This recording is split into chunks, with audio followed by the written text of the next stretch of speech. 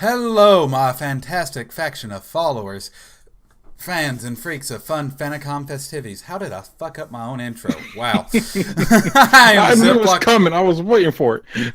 I am ZiplockBob, one of the two hosts of Sequel Syndrome podcast, a talk show about video games, their culture, design, and psychology. Now I shall pass you over to our master of ceremonies, our commandant of commemoration, and our supervisor of showmanship, the Zez. Hey, today we are talking about streaming competitive games. Before that, we brought in somebody who I've streamed with, played with, who does almost exclusively competitive games, or at least used to until he started playing Alien Isolation. Spariha.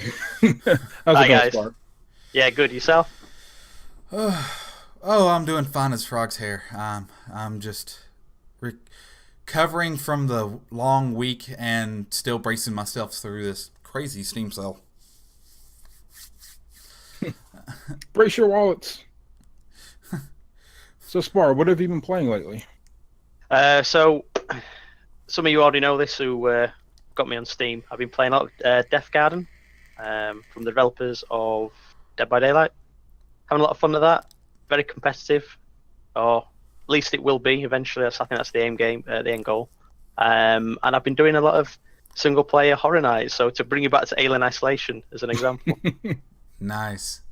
Yeah, I have always known you to do like PUBG, Fortnite, Dead by Daylight, and then all of a sudden I see you on Alien Isolation and whatever the other game you were playing. I forget what it was. It was like a VR game of some sort. Paranormal Activity. Yeah, that. Yeah. And I'm so, sitting there like, when did this happen?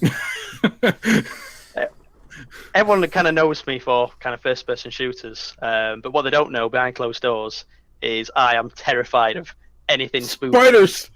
Spiders, anything that jumps out, noise in the dark, and I thought, what better way to make people laugh is for them to see my actual fear personified on stream. So that's why I went with the Alien Isolation, the layers of fear, and there is a clip out there. I'll link you the clip where my brother sneaks in as I'm immersed into this layers of fear game. And What a dick. It jump scares me. What And part? he What part in the game was this? This was near the beginning. So I was going down a long corridor, and I was literally eyes glued to the monitor. I didn't even see him out of my peripheral vision. He just jump scares me. And the next thing you see on the clip is me leap out my chair and chase him. What you don't see is the 4 punches that I gave him off camera. Sounds like something I would do to one of my sisters or my brother. Yeah, I don't know anybody who has a really goofy fear response at all. Nope, not at all. You should I see scream Bob play like Dead Homer by Simpson Daylight. if he was a girl when I get scared in Dead by Daylight. Nice. Like, it's like this crazy little, ah! Shit! It's really high-pitched. It's not so much the scream for me, it's more the reflex. It's like...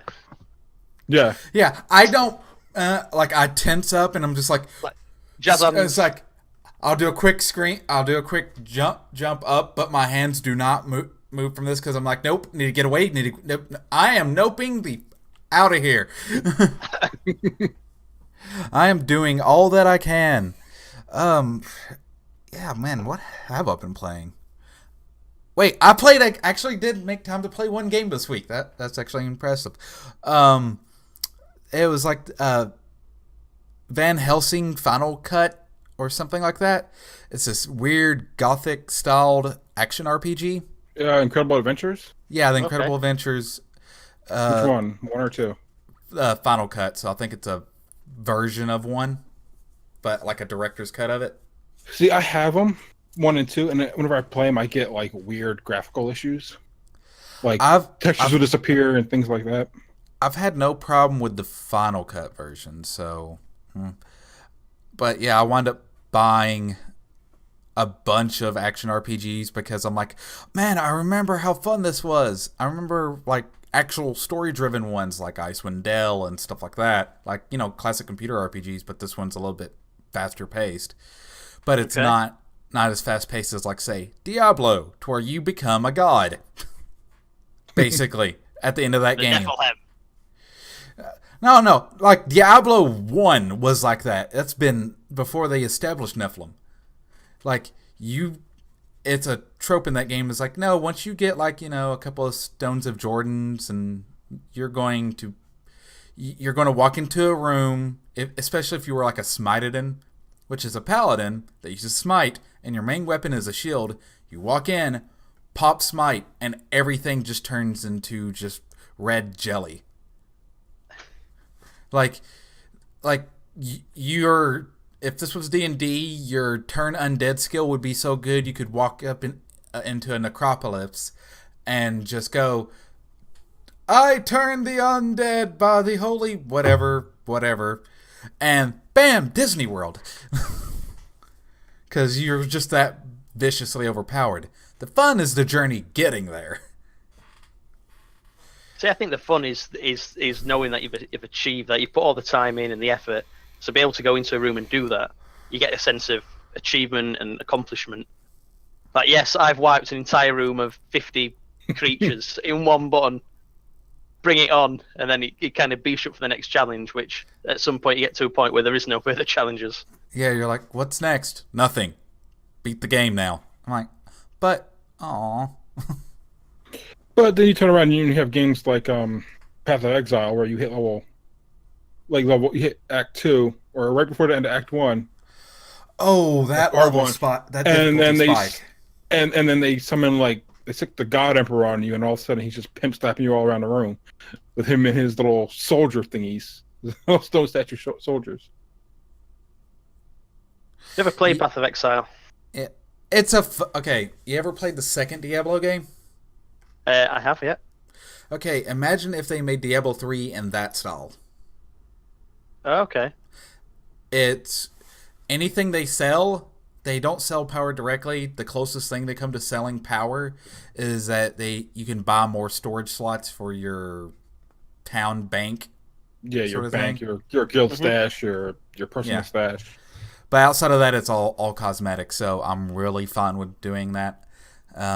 Yeah, you don't know me that well, but one of my big pet peeves is, yeah, it's free to play. And I'm like, okay, that's awesome. Yeah, and you can buy this cool armor. Is it cosmetic only? No, it does this and this and this. And I'm like, you just ruined your game. Because if I'm playing a free to play game, I'm broke. Yeah. Like, I am not a whale. I'm part of the ecosystem that feeds the whales because I make them feel important. Because they got the flashy stuff and I don't have it. But I don't care. I'll put in the time and do the level up the hard way and stuff. Like, I'm even fine with them selling stuff like, oh, you gain experience at a faster rate. It's like, because that just kills time. Right? But let's move on to the wonderful, wonderful sponsors, which is actually you guys.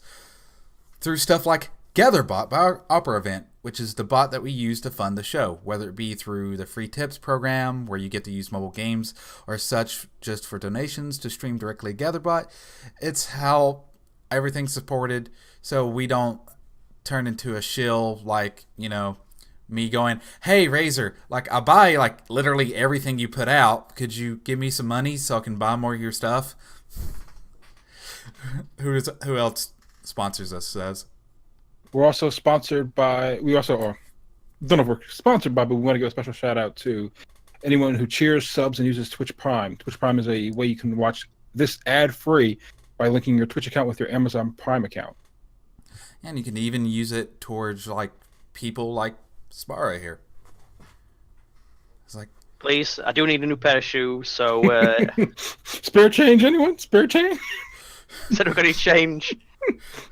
I'm like, you got the wonderful manly beard, but if you messed it up a little bit and got a coin cup, you'd have to mess up the hair too, though, because I'm jealous. The hair game's on point. My hair game is on jumping off the point, unfortunately. It's not so much about hair game; it's more about hair gain that you need to kind of work on now. Then, yeah, right. It's like I had it. It went somewhere. Lastly is our charity of the month, it being the month of June, StackUp.org. It was founded in 2015. StackUp brings both veterans and civilian supporters together through a shared love and language of video games. Through their primary programs such as the Stacks, Supply Crates, Air Assaults, StackUp Overwatch program, also known as STOP for short. So, Zez, could you tell us about the Stacks? The Stacks are local groups of volunteers that support veterans through shared language of great gaming to create support and to create welcoming and enabling environments. Also, you have the Air Assault, which think Loot Crate, but insane. Basically, they take, or no, the Air Assaults are. I'm thinking the Stacks are not the Supply Crates rather. I'm just running through all of it. The Air Assaults are where StackUp handpicks deserving veterans, pays for them to attend life-changing video game and geek culture events.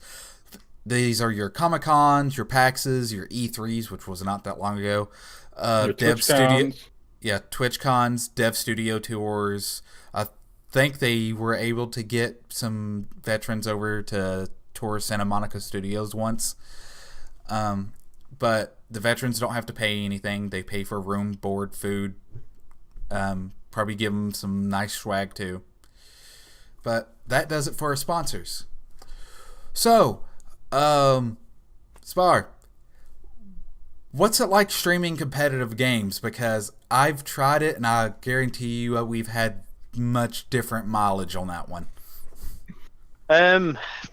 It's difficult to say. I mean, I love competitive games because I like going up against someone who's not scripted, not patterns, and you're a PV man yourself.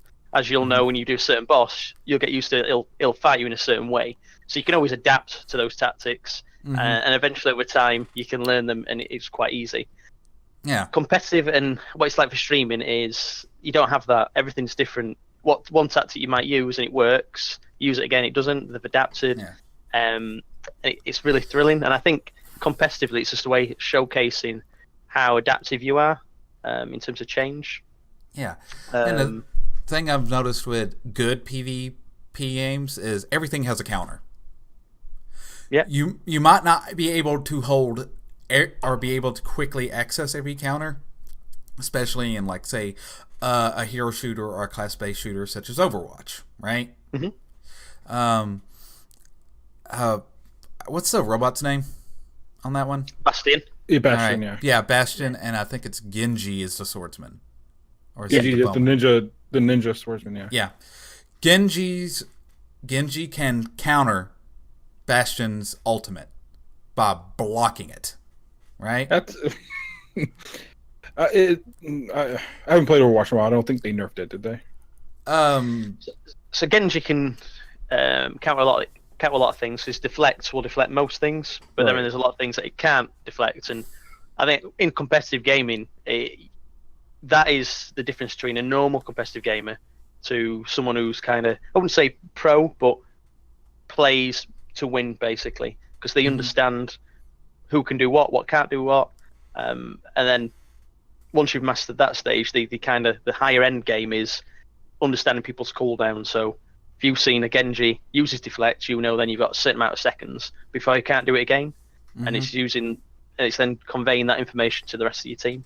Yeah, so similar to like if you're playing an MMO, knowing that if their boss uses this ability, you have this window, maybe a 30-second window, to get all the damage you can and get away, kind of deal. I mean, the same kind of concept. This even ties back to when we were talking about fighting games with Super Couch Fighters. Like, just knowing basic stuff like, okay, here's the frame Bible. Like, this punch, it has this much of a startup frame, this many active frames, this many cooldown frames. These are when I'm vulnerable, this is where I can get hit, and this is its range. You know, just learning those sort of things to each character. And learning how to adapt your playstyle is definitely important. Problem is, when it comes to streaming, I cannot do that.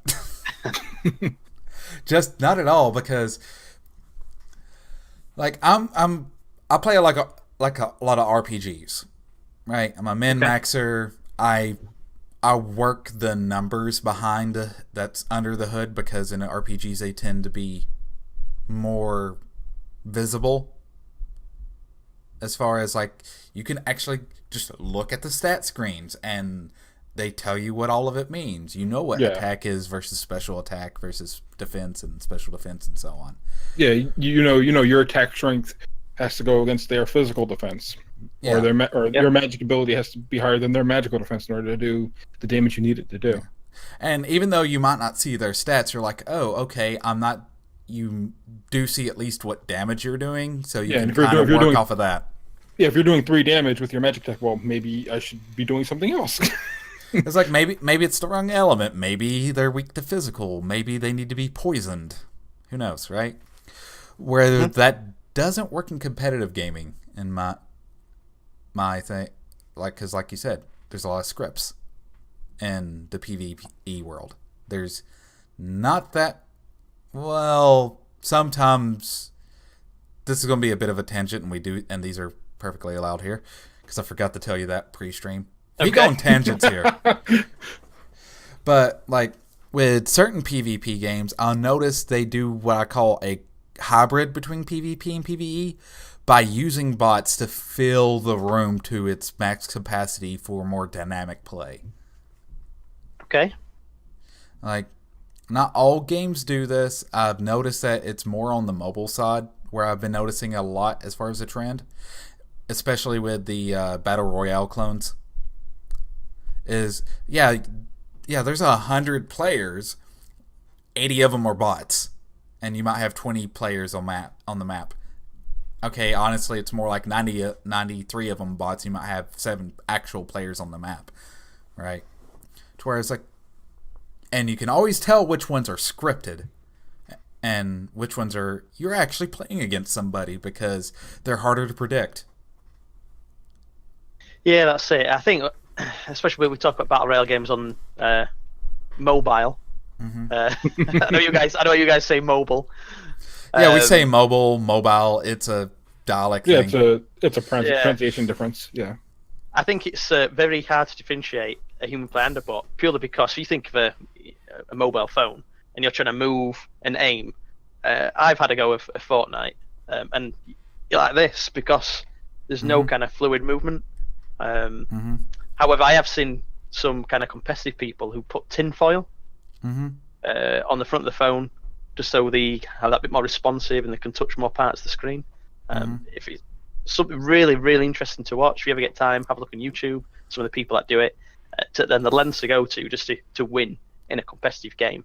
I mean, I would never thought to use tinfoil, and I never will, because I'm a PC gamer. That brings up a whole nother question of is using something that isn't necessarily a peripheral like tinfoil, would that be kind of like the video game equivalent of doping? Is that fair play or not? I believe. I mean, I don't know if it's done anymore, but I believe there used to be something in Dead by Daylight where to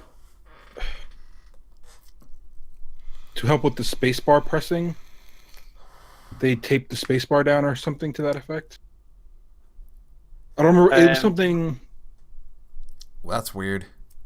So I do it. I don't tape it down. I've got a macro, so I press one button, and then I don't have to touch the keyboard. Okay. And that's purely to save me bashing my keyboard. When you think you're pressing space, pretty much like that. Yeah, and I guarantee you, your keyboard is not cheap. I can guess that by looking at your headset. So I'm guessing you dropped about, I don't know, 150 easy on your keyboard. Oh, yeah. And I'm talking American, not wherever you are, dollars. Pounds.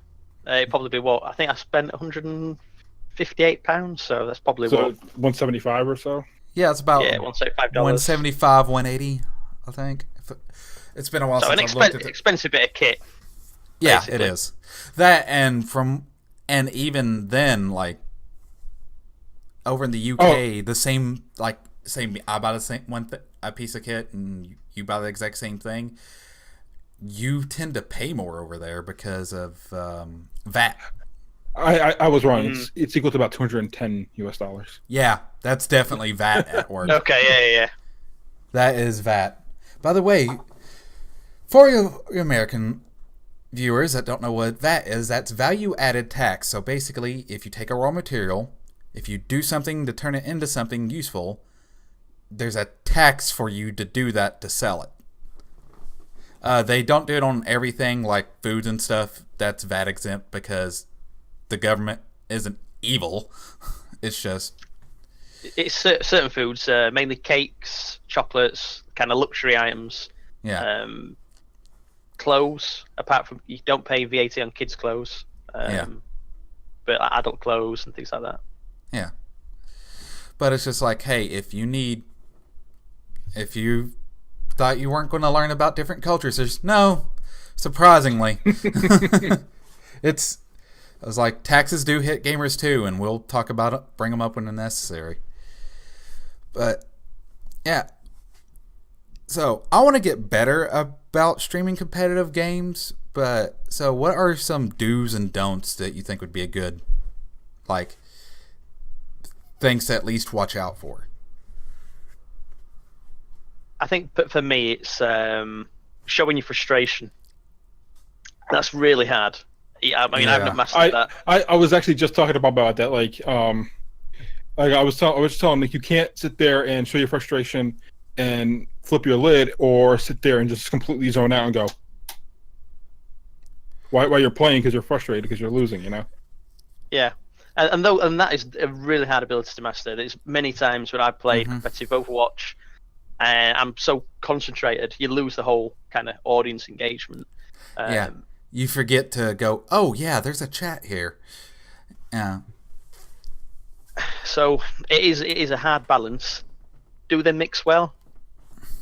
Yes and no. They can. They can.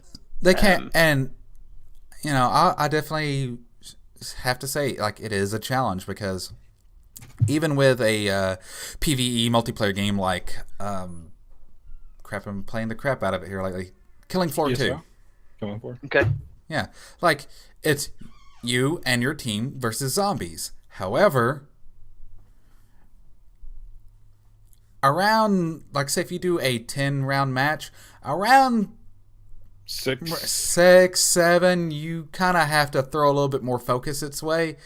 But before then, I can usually get away with, okay, I'm going to go to my chat, and now back to this. And I can depend on my teammates to cover me for those 2 seconds of flicking my eyes over to where I can get more fuel to run my mouth with. But when makes sense. But once it starts getting difficult, yeah, if I basically don't have the M16 with the grenade launcher to where I can just lob grenades at the big guys from a distance and let everybody else pick off the small guys, I'm having to focus on just not dying, because I will die painfully. I suppose it comes down to the type of game. I think some competitive games are much easier to stream than others. And if we take a look at Fortnite versus Overwatch as an example, in Fortnite I find it much easier to engage with people who are watching me, pure in the face. If I'm in combat, I can building straight around me. Yeah, Fortnite's kind of a slow game. If you're playing, you can play survival. Like I was second left yesterday or Thursday or whatever. I was second left, but I was sitting there hiding in bushes the entire match until I was like the last one. Yeah. It's kind of easy if you're streaming that. It's kind of easy to do something like that. Only address people when they come to you. Pick them off, move along, sit still, watch the storm close, hide in a building. It's that pace is kind of more favorable to streaming. Yeah, in that competitive environment. The thing with Overwatch though is that I've noticed that from our friend Stacy Kruger when he streams it, I noticed a pattern he gets into to where he'll get in a skirmish, die or get a second, and he uses that second to look at chat, or when he dies he uses the respawn time to look at chat. and get something else to talk about, you know? Yeah, and that's it. That's the best. In Overwatch, I would probably do the same because it gives you a brief window where you can kind of reflect, sit back, look what's going on. Because in the heat of the fight in Overwatch, you're playing a specific role, and if you're not doing your specific role, you're it's gonna be detriment to the rest of the team. So I switch between tank and healer. So if I'm healing and I'm spending most of my time looking at chat in a fight, someone's gonna die. Someone's gonna die, and we're gonna lose that game, and it's just gonna infuriate other people. Now, there's one genre of competitive games that I could probably easily stream. If I could find one I could get absorbed into that won't become a money sink, which is tricky to do. And those are trading card games. Okay. Like the Magic, your Hearthstones, your Gwents, you actually stream Gwent. I think Hearthstone is very easy to stream, in my opinion, though. Yeah, because like you have plenty of time to blah blah blah, and you can even make a conversation. It's like make a conversation with your stream about why you're doing your tactics the way you are, because it's more of a cerebral experience than, whereas like Overwatch, Fortnite is a stress-inducing slow burn, but you know there's still that adrenaline kicking in the entire time because you don't know what's around that next corner, what's behind that next door, so on and so forth, or over that next hill. And I think Fortnite's it's different for every player. Mm-hmm. So like Zez might play the long haul, hold back, take a shot at the lucky stray who's behind his group or whatnot. When I play with my competitive group, we actively seek out for that fight. So when we land, we pay attention where the plane's gone across the map, mark where the center of the map is, where the plane is, the start of the plane, and think, right, okay, we'll land at we've got a set route where we always land. We loot, right, okay, there's people at factory, let's go engage. Yeah. Whenever I play that, I wind up doing like room clearing tactics. Like, which is really hard.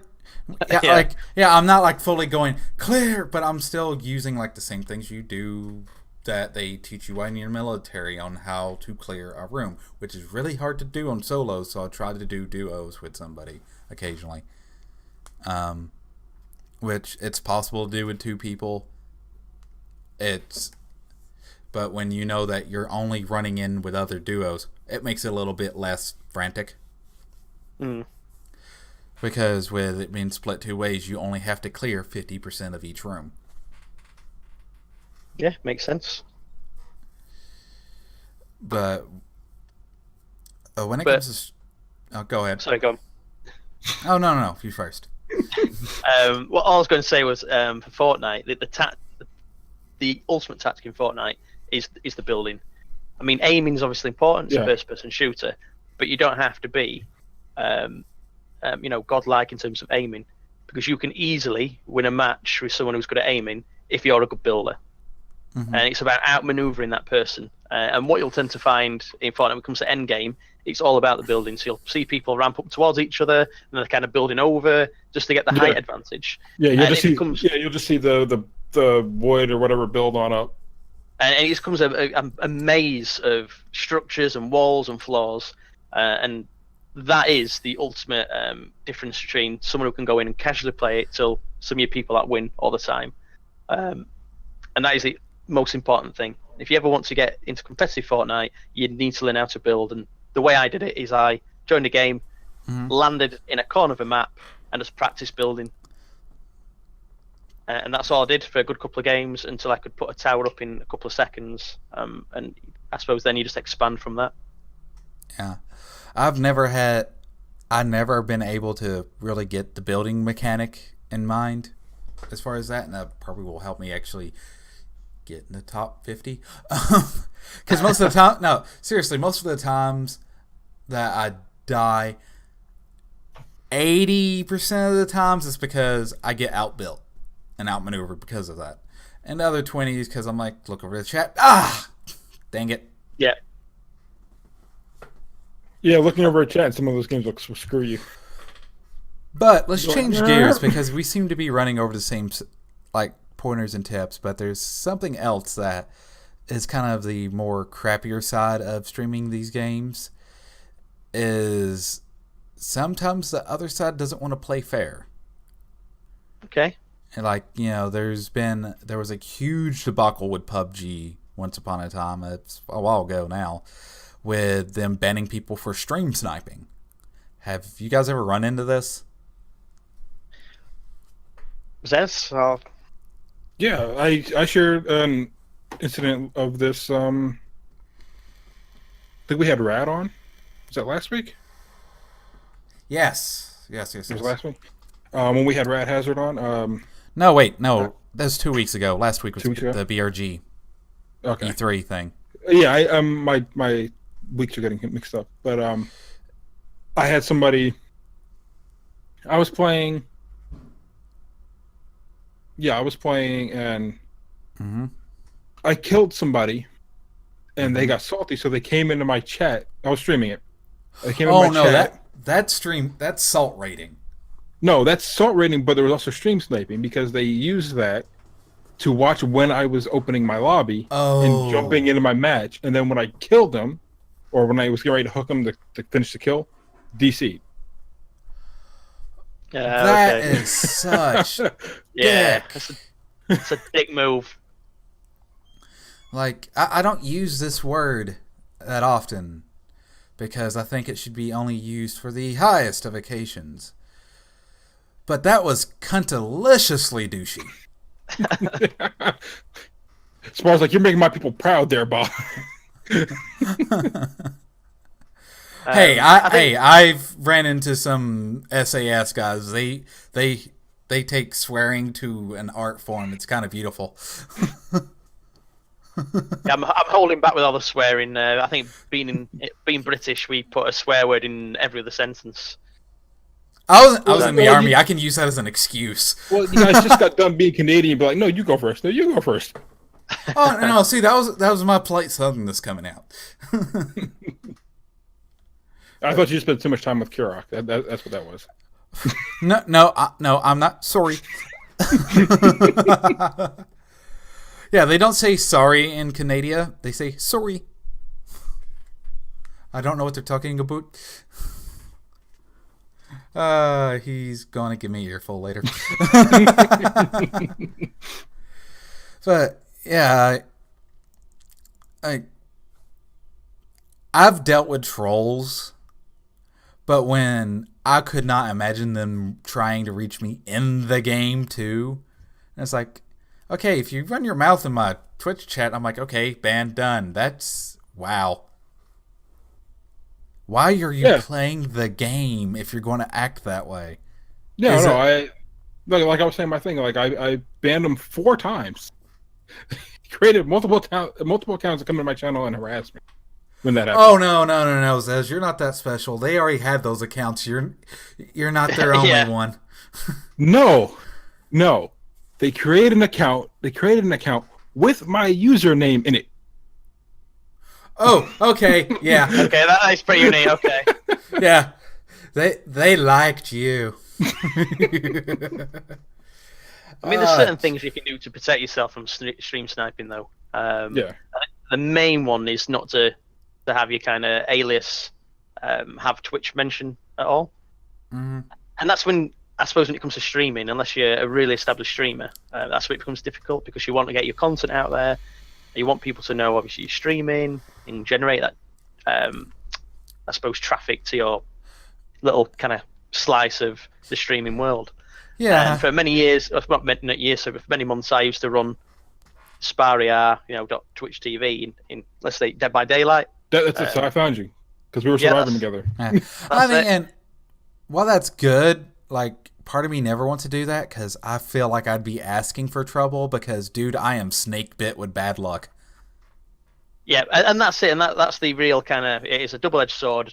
You're going to get some good people like how I met Zez, which are good people to have to your kind of community, but then you're going to get the other people, as Zez found out, which I've come across. They'll come into my channel and say, oh, blah, blah, blah, blah. And I think the tip is to not even acknowledge them. I think any form of attention or acknowledgement, just makes them thrive. So you don't acknowledge them. I think that's rule number 31. Don't feed the trolls. 2, if you feed them, they win. No, it's exactly like I'm going back to my scenario. Like they came in my chat, I knew what they were doing, I banned them. I get a message from Z, what's with all the bans? They're coming into my chat trying to harass me. He's like, oh yeah, that's right, I see it. And then he started helping me out with that. So it's like gremlins. Do not feed them. Do not feed them. No, screw after midnight. Time zones are weird. Just don't feed them ever. Don't give them water. What is it? My favorite way to prevent like trolls in general, because even when I play single player games, I'll get people that give me advice, fine. A little backseat gaming here and there, fine. But it's like, you're doing it wrong, you're doing it wrong, you're doing it wrong. What the fuck's wrong with you? Like, and then they start getting more aggressive and insulting, you know? Which is a huge pet peeve of mine. I'm like, it's a game, it's play. There is no wrong way to do this. But okay. Right? Yeah, I usually... It depends. Sorry, go on. But I usually always have what I call buddy system, to where I always make sure I have at least one person to help mod, to where if I can't alt tab out of a game because it's really old and it was hard to get capture in the first place, hey, can you ban so-and-so for me? Thanks. Or sometimes they'll get to it before I even catch on. It's like, no, dude, they were fucking with you, because I'm kind of dense like that. Yeah. Yeah. Because sometimes I try to, it's like, oh no, they're just trying to be helpful. It's like, no, dude, they're trying to get you killed. I suppose it depends how you deal with the troll. I mean, I used to have someone who used to come in and troll me, saying, "Oh, you're playing this wrong, or you're rubbish, blah blah blah." And I first ignored it, but it was getting prominent, and I thought, you know what, I'm going to give the troll some of his own medicine back. So I started bullying him. He used to come on every day, and I started bullying him. And I suppose over time he got fed up with trolling, and now actually it's become a good viewer, and it kind of changed his attitude a little bit. Yeah, but some to people that works, and changing my. To a point that does work, and changing minds is definitely hard to do. So kudos to you. Well, some of it is, some people are trolling, is that's their way of showing affection. So like they like watching you, but they're also kind of going about the wrong way about how to handle being a part of your chat. Yeah, that does happen. It's like what's that stereotype? The little boy who pulls the girl's hair because he likes her. Yeah. And I'm like, yeah, but the fact is that little girl still thinks that little boy is a jackass. Yeah.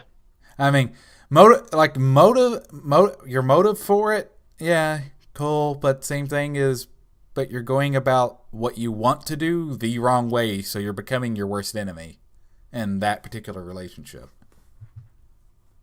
So you were going to say something before, Spar? What was that, sorry? You were going to say something before when you were going to try and interject with what Bob was saying? It'll come back. It'll come back. I figured you'd forgotten about it. I've actually had salt streamers, which is really weird when the game I'm playing is not multiplayer at all. Yeah, explain this. I got people, like, they were jealous because I got a host from somebody that they really liked. It's like, why are they hosting you? Like, you ain't fucking shit. And I'm like, yeah, I know I'm not shit. That's probably why they are hosting me, because they're fucking awesome. There are streamers who go around and will purposefully look for lower streamers and try and host them and raid them to support smaller streamers. Yeah. There are streamers who do that. They'll have like 100 people in their chat and be like, this is, it's Tuesday. We're going to go support a small streamer today. We're going to go find somebody who's, maybe streaming this game or whatever. Yeah. Like, I've had auto hosts from, like, I have my auto host set up to where auto host anybody that Twitch says is whatever, because, I've been that guy to where, okay, I'm going to go stream, and nobody shows up. That was the first 2 years of me streaming. Basically, because I wasn't frequent, I had no pattern, I had no rhyme, no reason. I just did it whenever I felt like it, right? And so I definitely try to do that. However, there's this one user who I had to keep kicking off my hosts because I'm like, Twitch, please, if you're listening, give us a feature to where we can make it to where, like, we don't want to ban them, we just don't want to ever host them, because I don't want to host anybody with the username No Daddy Not the Belt. Nice. I'm just like, and here's the thing, I went in, cool dude, awesome guy. I'm just like, dude, that like, I have viewers who legit, like, dealt with child abuse and stuff because they're personal friends of mine, and I know that about them. I'm not going to name any names out of confidence, but they're people in my community that have that. Seeing that name, I'm not saying, oh, that's a trigger warning. I'm just saying is like, that's going to bring up some bad memories. But that wasn't the worst one. I want to ask, is that bad memories from personal experience? Oh no, my dad used his fist. Not what I meant, Bob. Not what I meant. Wore him like Thanos wore his gauntlet. It's like, I'm going to punch your face. In the face. No! Please watch As Death movies. Just do it.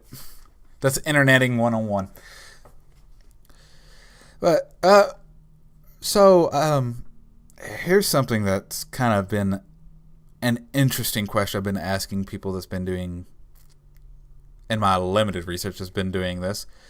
What is probably the most frustrating thing you've had to deal with when it comes to, like, streaming related issues that comes with competitive play?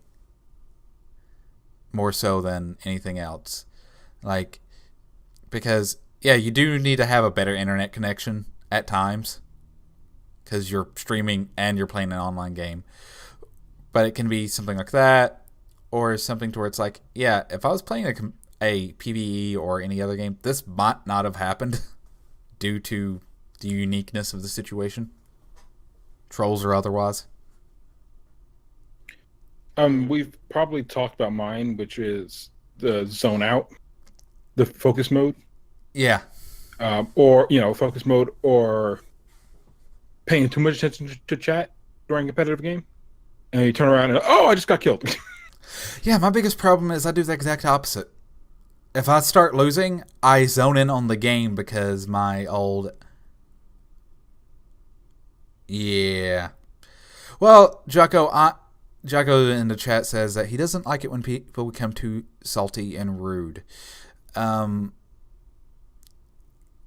As far as, like, fellow members, I cannot tell you how many times in Dead by Daylight, and that's what drove me away from the game for a while, to where I get called a face camper. I'm like, I wasn't face camping. I hooked him and I secured the perimeter. You could have waltzed right behind me because I've got a narrow field of view, guys. If we want to dig into Dead by Daylight, we can, because Dead by Daylight's a topic in and of itself. For you, yes. For me, it's another competitive game. I know how it is with you in Dead by Zez. Avid fan. I fully support. I want to pay him enough to change his fucking name to Dead by Zez, for what, if he could do it for just a day, just to do it on Halloween. Just do a temporary rebrand. See, one of the issues in Dead by Daylight, on that on survivors being salty, is they will also... I ran into this issue when I streamed it before, a different time than the one I was talking about earlier, but there were a couple people streaming it, and I killed them all, and they thought I was camping them. So they were down to 2. One of them decided that they were going to DC, right? So that they could so the hatch would open And For the the other person. Oh. But what happened was, I got to the hatch first. So of course they decided to hold the game hostage. And be like, I'm gonna stay in here because if you swing at me, I can go through the hatch. Wait, so you got put in a Dead by Daylight Then a stalemate, yeah. Mexican standoff Mm-hmm. between you, the hatch, between you, the hatch, and them. What was that, Spar? I said the question is, did you cave? No. What, are you still playing? Have you got it minimized in the background? Is it still going? No, it's not. It's not on right now. Now. I've been in this game for the last 14 days. This was one of those things. Their buddy came in my chat and was like, "They're willing to sit with you until your stream's over." I was like, "Good luck with that." You should have said, "Brill, I really enjoy the company." So what I did was I ended the stream and we still continued the match, but I ended the stream just because when you're streaming it, you don't want to say something like, "Oh, I'm gonna go to the bathroom real quick," you know, because then they're gonna report back to their friend like, "Oh, they're going to the bathroom. I'm gonna jump in the hatch." See, Mr. Trick, you should have said that and then stop the stream. Which is why you do things like stop the stream, turn off your webcam, things like that. Oh no, this one was ingenious. How this guy had his... I remember seeing this about 3 months ago, and I wish I would have clipped it or something, or at least went, okay, in the VOD somewhere around this fucking time, you know? Similar situation of the guys in a stalemate, but it wasn't in Dead by Daylight. It wasn't in your game. It was in some other rando game because I was using the browse function on Twitch, and it's like, wait, I have an idea. Like, I saw that look in his eye. He didn't say it, and he's like, I'm going to go and pee. He got off camera, went to the side, and you can't see his keyboard, but you heard his keyboard slide, and and the person was like, oh, okay, he went to fucking pee. I'm going to go take care of this, and dude just whipped and shot the dude. Or the dude that was off camera whipped around and shot the guy before the guy had time to do anything because he was actually kneeled down right out of frame. And he just jumped up and was like, gotcha, mother. I'd see something like that happen in Dead by Daylight. I don't know if you know Marth, who plays a lot of Nurse. But he was like, I got to go to church. So I'm going to get ready and go to church. He leaves his key. He gets up, leaves his keyboard and everything there, and then the other person tries to come by and teabag him while he's thinking. He comes back, grabs him while he's trying to do it, and throws him on the hook. It's on YouTube. It's on YouTube. Oh, that's beautiful. I think Dead by Daylight's got a very kind of mixed, toxic kind of community anyway from the survivor and killer population. Yeah. I mean, I'm guilty. I don't bother with the generators sometimes now. I tend to try and bully the killer. I have a friend that does that. It's all he wants to do is unhook people. So I will follow the killer, find them, and then I'm not talking about you, Bob. No. I'm bait. But you are. I always know that if I do get caught, I'm going to get face camped. It's happened today. The killer was chasing me for the entire game. All the team did the generators, and he was still chasing me. He's not caught me. When he finally did catch me, he face camped me for the so no one could save me. Do you see what I posted in Discord in the message chat here? Yeah. Space, you face camped after a double flashlight 20 times. That is reportability. Okay, if you're going to complain, at least fucking spell right. I'm guessing they meant reportable. Right. And reportable. Face camping is not reportable. Camping is a valid strategy. It should be. Because here's what happened. Like you said, the killer got double flashlights and then tried to camp the person. Right? He camped them, got him into phase 3, phase 2, and I unhooked them because they turned around and left. And we all ended up getting out of that match, or the other three of us ended up getting a match. He ended up getting rehooked and killed. Nice. But the survivor that got camped was complaining that camping is saying it's a reportable offense. and he was being face camped hard. Like it was against the pig. The pig was just crouched, doing one of these numbers. Oh, so basically looking like he was filleting the character to give them their last little goodbyes. Yeah. Lovely. I mean, even the devs have admitted it is a valid strategy. The only time it becomes a reportable offence is if you're that close that it prevents you using the unhooking action. So if the killer's blocking that action, then they're blocking the mechanic of the game, which is then becomes reportable. Face camping, fine. Hook blocking, no. Basically. I'm very mixed on face camping. If you're bullying the killer like I did, then I expect it. It's fine. But if it's just start the game, killer hooks someone straight away and he's just stood there, it is valid. It's a bit, come on. It's valid, but it's not honorable. That's still 120 seconds the killer's got to sit there, so.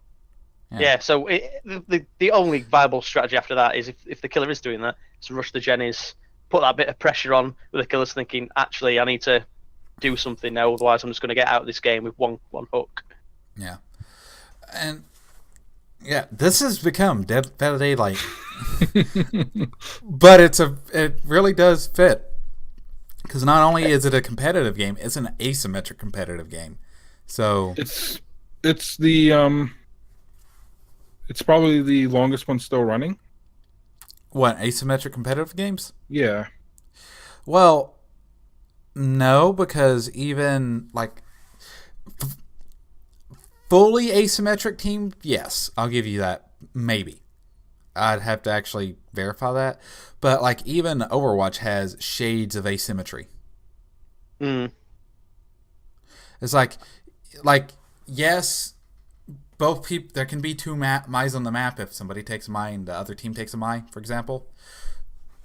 But there's asymmetry between how each character plays. But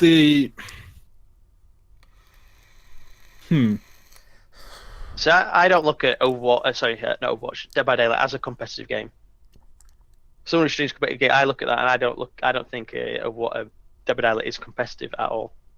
I think it's very competitive, but yeah. Like it's competitive in the fact that it is player versus player, which is okay. A loose definition of competitiveness, but like even the term competitive gaming, right? And we're not talking about professional gaming, but just competitive gaming. It's so hard to define because absolutely, gaming is still a very new art form, and we're still coming up with like better ways to name our genres that don't require you to know about gaming to understand what the genre is. Like, roguelike. I have so much problems explaining people what a roguelike game is because it's like a game. Roguelike literally means it's like Rogue, a game I haven't fucking played because it was released a way, way, way long time ago. It was in the 80s, right? Maybe.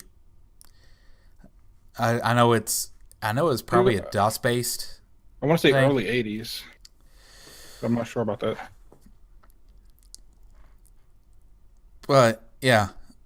And Ark does put a good point with the face camping thing. It's a defensive strategy. It pretty much guarantees the death of one survivor at the sacrifice, allowing the others to ring free on the Jennies. And I've seen someone face camp one person, and that's all they get because rush the Jennies done out. And the way the way they implement the emblem system, that really doesn't help a killer anymore. No, it doesn't. No, absolutely. Same for the killers who hook in the basement with Insidious and then just wait for people to come into the basement. It's caught me many a time, so I've gone to hook someone, and then all of a sudden, yoink! It's like, no. I think it's more common that they actually go upstairs, and maybe like into the corner of like whatever, if it's the shed or if it's the Myers house. They'll go in a corner somewhere in Insidious. Ark, we're going to turn that question into an episode. Do you think that just basically asymmetrical games have esports potential? And yes. That is like, yes, but it would require a special sauce. so to speak. It needs to be handled. In order for a game like Dead by Daylight to be an esport, it needs to be handled like an actual physical sport. Yeah. I agree. Dead by Daylight would be a difficult one to do because there's so many different variables and factors. I think. Go ahead. Sorry, I was just some perks probably would need to be banned from use. Yeah, perks, some items.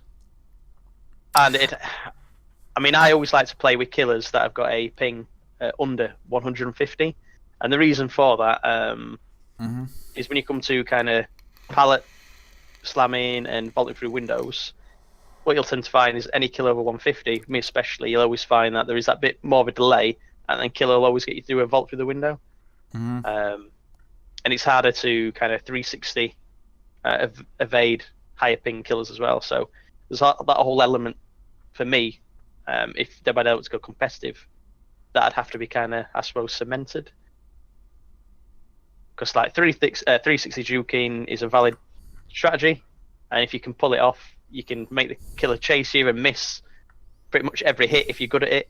I was actually watching a juking tutorial earlier about timing when the killer's going through a window, how to flip it so where you hop back to the window as soon as he turns around after getting out of the window, kind of deal. Yep. I remember one streamed where I was the one streaming. It was just like one of our former guests, Stacy. I was playing Dead by Daylight with him on a stream, and it was a community night, right? I think I pissed him off in every conceivable way possible because I literally hit him with every pallet on the map. You can be annoying to chase, Bob. You can be annoying to chase. Oh, I'm a coward and I know it. It's like I'd kill you, but you were an annoying little thing to chase. It's like you may kill me, but I will make you work for it. But that brings a good point though for Dead by Daylight in competitive, and that's probably one of the reasons why it couldn't work as well. Because I can win a game solo, and does that make much for a really fun competitive viewing? It can do if I've had some really fantastic chasers and the adrenaline's pumping and I'm glued to the monitor. I'm not even looking at chat and I'm in the zone dodging, and it's really good and you get that buzz. But the game the developers are currently developing now, Death Garden, that is purely for competitive space. Yeah, unfortunately, we'll never see if Friday the 13th get to that point. Well, the least said about Friday the 13th, the better. But here's the thing. They were making strides, and they were making more content, and they had to quit making content because of a copyright dispute between the director and the writer of the movie. Like, that's why they stopped it. It wasn't like, well, fuck it, we made our money, we quit. And stuff like a single player, that wasn't even a stretch goal or anything. Yes, Angel, yes. Friday the 13th Battle Royale. Oh, the cacophony of the just everywhere. You do it like Fortnite, where you had Thanos. Only set of Thanos, you have one person be Jason. And that power can switch. You have two people. One person's Jason, one person's his mom. His mom. or fake Jason. The blue mask Jason. You're starting to play Mafia. You get to that point. Okay. But yeah, Jesus Christ, we've been going on for a while, haven't we? Yeah, it's about time. Yeah.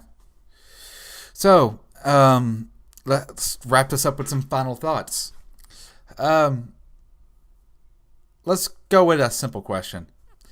Guys, when you started streaming, what would you tell yourself, like a younger version of yourself, the person who started streaming competitive games, to keep mindful of and to not worry about? I think for me, mindful of my facial expressions. And the reason I say that, if you ever watch me, if I still do it now, and I At one point, I used to look back on my streams and I used to be like, that looks awful. And I've just accepted it. I think you're a very expressive streamer, so. I am a very expressive streamer. Like, but the point where I'm like, well, there was not too long ago. You were streaming and you got caught. I think you got caught in a closet or something in the basement in Dead by Daylight, and it was you flipping your keyboard, and somebody in your community put it to music. Yeah, oh yes. So I'll tell you the story. So I was playing PlayerUnknown's Battlegrounds. Yeah. I was playing in duos with one of my friends, Blador, and he died. Anyway, we came across this another duo in game, and I heard them because they were using the in-game voice comms, which is, I don't know why. I heard everything they were saying to each other. They were like, "Oh, I found an M4 in this thing, blah blah blah," and then my friend, being the ultimate troll, was like, "That M4's here," which alerted the other guys. I was in this vicinity. He was dead. He was in the game, so he alerted to them where I was. So I'm like, oh, right, okay, I've not got the jump on these guys anymore. So I was waiting in a bathroom for him to come into the corner, and the guy, "Oh, where are you?" And the guy was saying, "Where are you?" And my friend kept saying, "I'm here next to this M4. Are you gonna come get it?" And I was like, "Blady, shut up! You're giving my position away."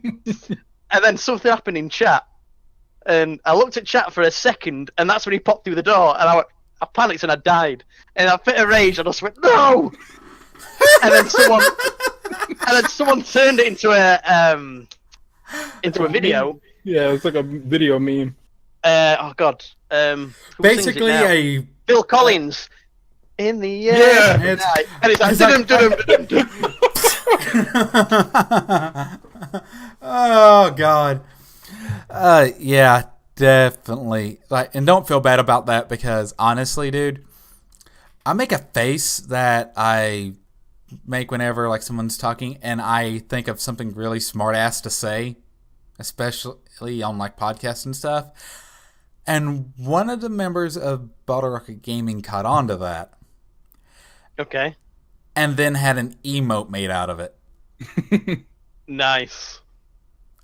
It's currently in chat. I posted it earlier. But yeah, nice. That's the Bottle Rocket Gaming $5 emote. And I'm like, you bastards. Like, of course I gave him my permission to use it, but I'm like, oh.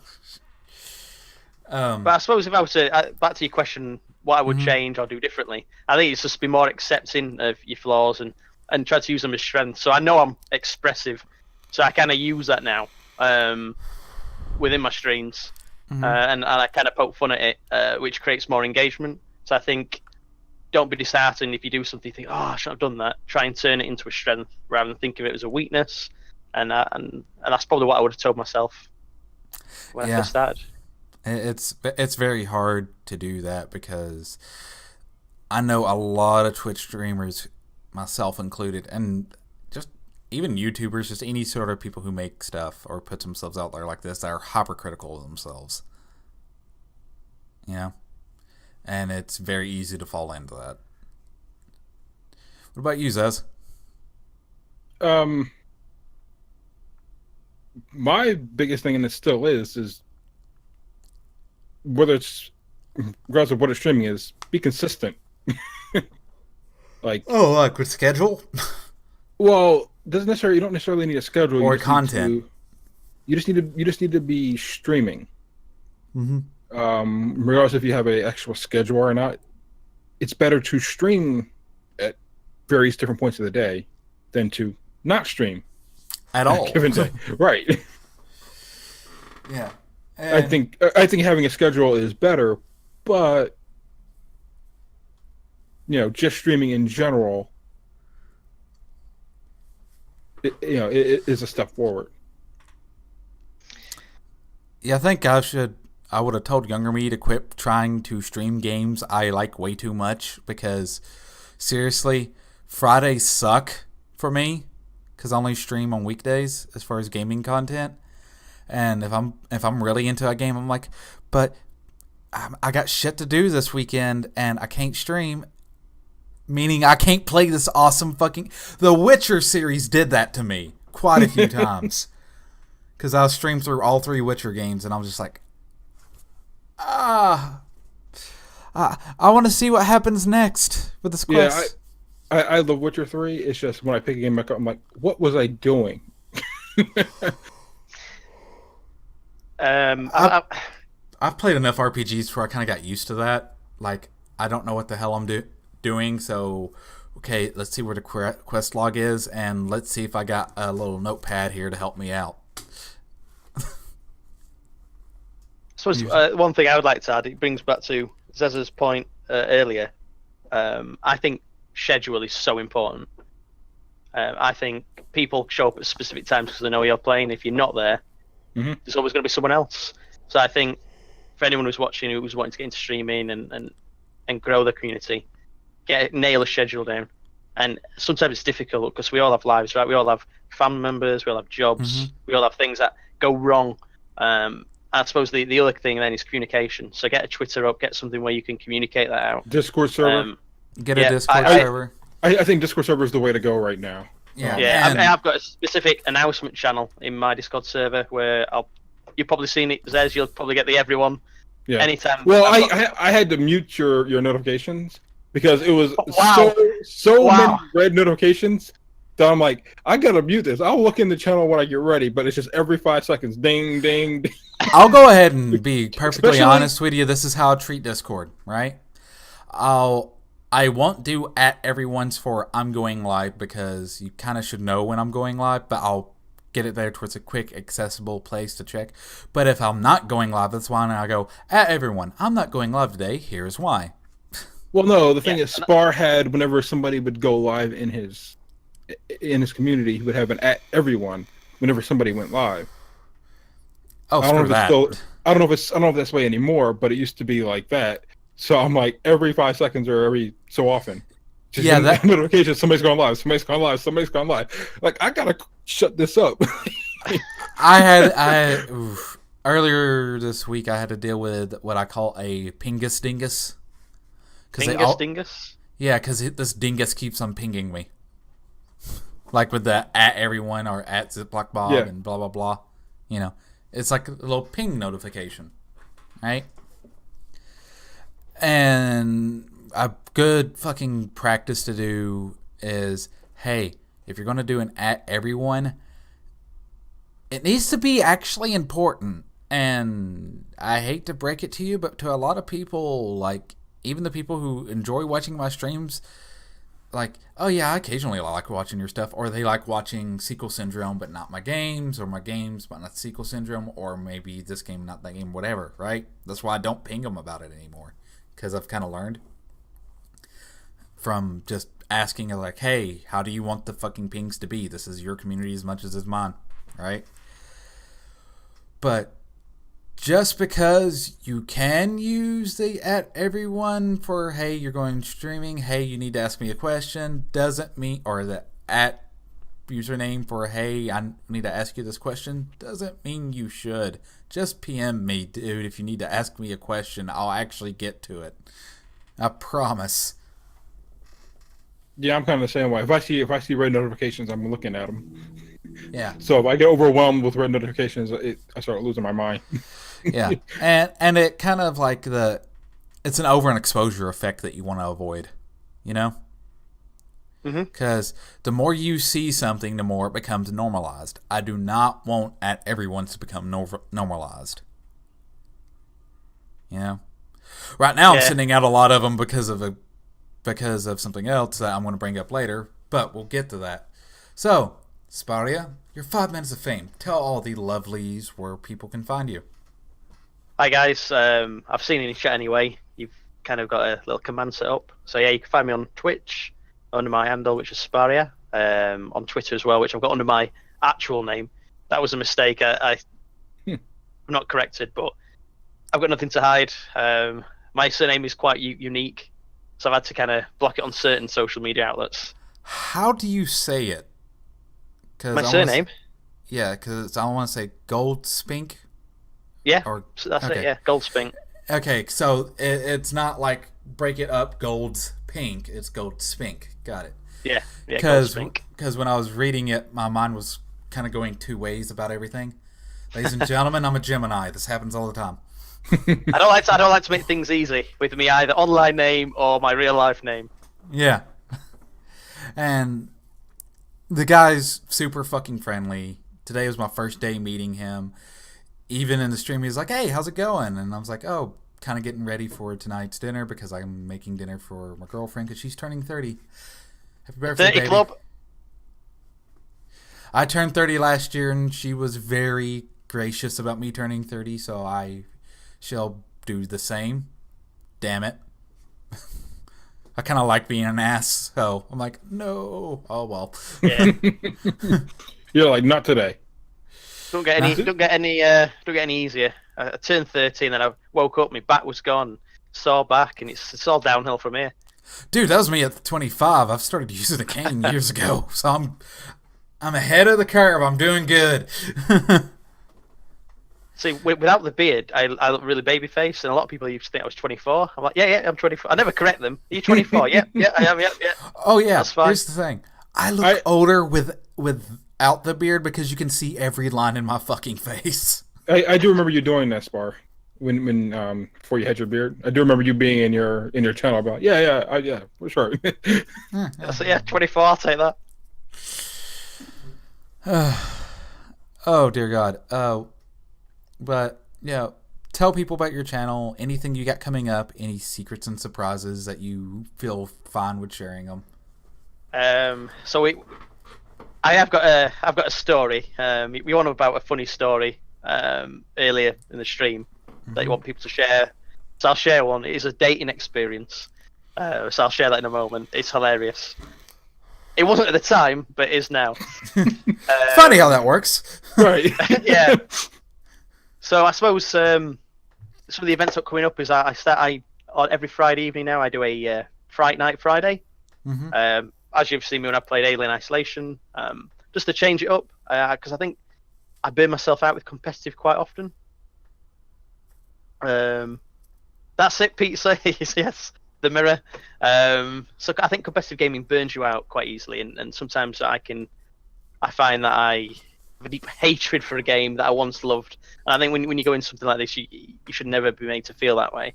So it's always healthy to break it up. Hence why Fright Night Fridays were born. So in Fright Night Fridays, I take requests in terms of certain kind of horror or psychological horror games you want me to play and be absolutely rubbish at or terrified at, and then I'll play it through kind of start to finish. Maybe not in one stream, but we'll try. So far we've done Alien Isolation. I completed Paranormal Activity yesterday and started Outlast. I've never played Outlast before. Ooh, I've heard it's really good. You're just armed with the camera. It's really good. A lot of jump scares out of it. And we'll be continuing that probably next Friday. So that's an event I've got every Friday. If you love your horror games or got any ones you want to recommend to me, please let me know. There is a Steam sale on, so any recommendations are probably better on now when I can afford them before they jump back up to full price. Right. Oh, trust me. Once we get offline here, I've got a list of crap to throw your way as for suggestions. And I'm the type of a-hole that was like, no. Don't buy that game. Buy the bundle. To where you get like 5 games for $11. So that's why I love Humble Bundle so much. Exactly, right? It's very hit and miss, though, I think, Humble Bundle is very hit and miss. Yeah, but like one of the things I got from Humble Bundle recently was actually for this show, and it was a Humble Book Bundle. Whereas the game dev. Yeah, it was like it wasn't even a game dev. It was just like because it wasn't even talking about coding. It was like video game history. History, that's what it was. I knew it was one of them. But it was like I do remember you sharing it with me with the Nintendo. Yeah, it was like 18 books for $15. So yeah, Humble Bundle's so nice with that. Yeah, it's definitely worth keeping an eye on anyway. That and Chrono.gg. You ever heard of that? No. Okay. I've heard of it, but basically every day is a flash sale. Every 9 a.m. Pacific Standard Time, a new sale starts. The old sale ends, and you can actually get free games by clicking on the little coin, like signing in, clicking on the coin that's next to the buy button, and you gain gain coins, and you can spend these coins on games that they're like, yeah, we bought a bunch of these codes, we didn't sell enough, so we're selling it through the coin shop. These are not refundable, sort of things. Okay. But,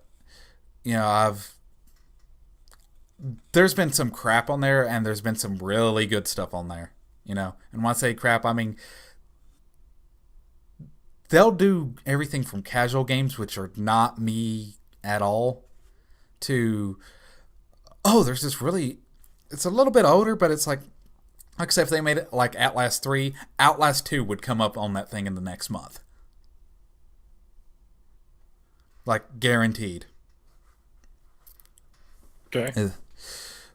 But it's definitely worth. I think it's one of those that's worth checking out, especially if you're on a tight budget, but you do enjoy gaming.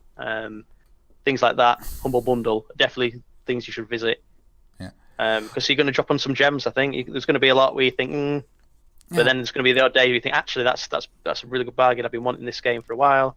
Finally, I can get it at a price I can afford. That, and it's nice that some of the money does go to charity. Oh, well, yeah. Yeah. I mean, didn't you just?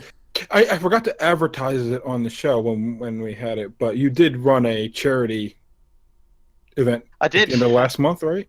Yeah, I did it for Macmillan, which gives support to families who've been affected by cancer. I've received support from Macmillan in the past when my mother passed away 3 years ago. Absolutely amazing charity. It couldn't do enough.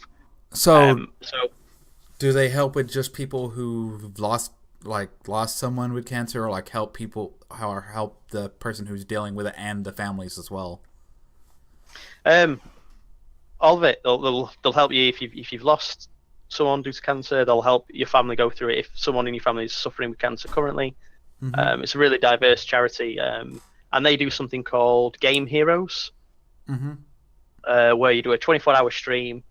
And obviously, the money you generate goes directly to the charity. I managed to raise £730 plus an additional £350, so just over £1,000.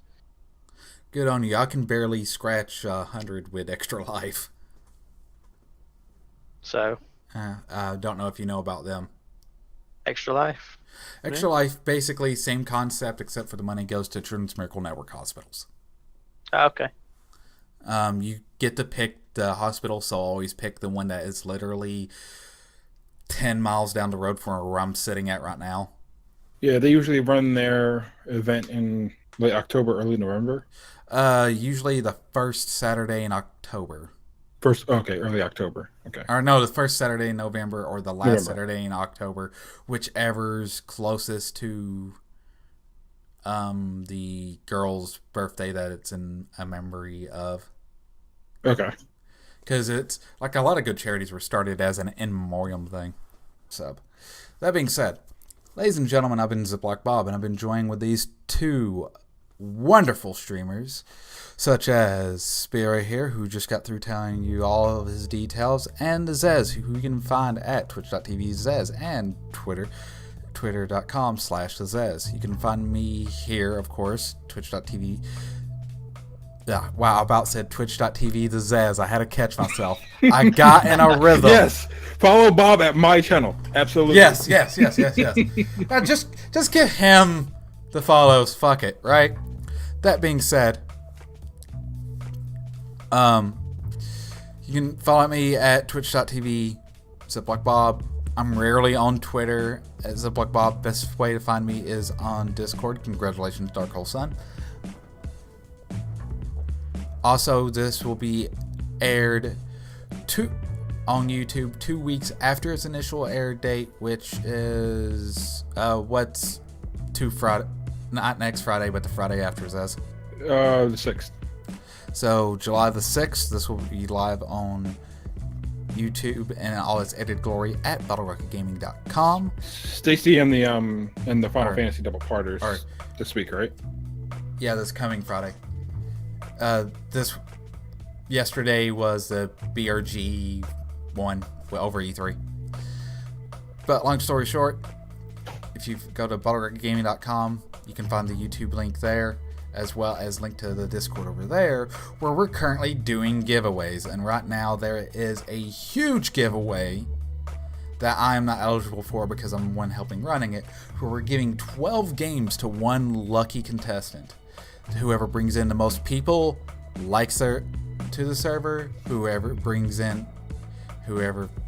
you get a ticket for each person you bring in.